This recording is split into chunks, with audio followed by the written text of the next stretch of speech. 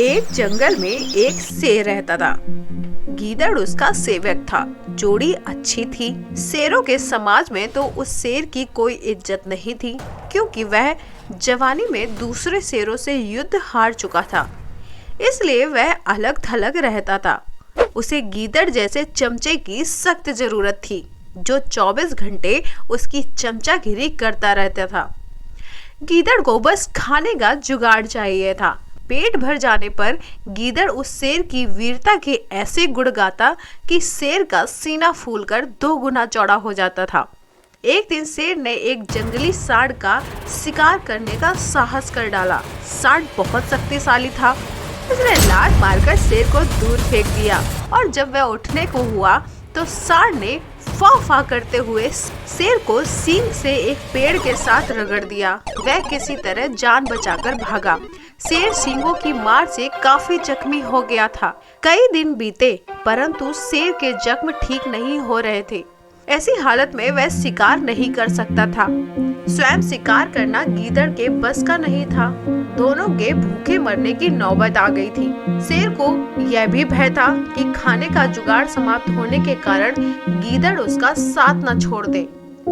शेर ने एक दिन उसे सुझाया, देख, जख्मों के कारण मैं दौड़ नहीं सकता। शिकार कैसे करूं? तू जाकर किसी बेवकूफ से जानवर को बातों में फंसाकर यहाँ ला। मैं उस झाड़ी में छिपा रहूंगा। गीदड़ को भी शेर की बात जच गई। वह किसी मूर्ख जानवर की तलाश में घूमता फिरता एक कस्बे के बाहर नदी घाट पर पहुंचा।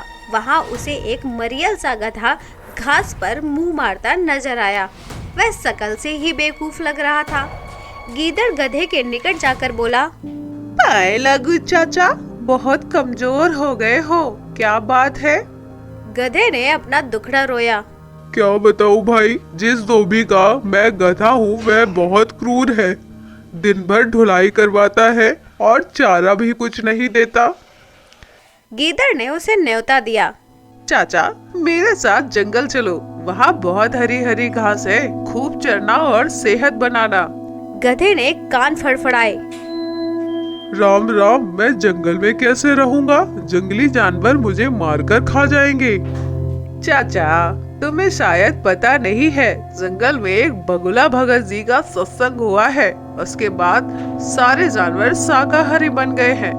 अब कोई किसी को नहीं खाता।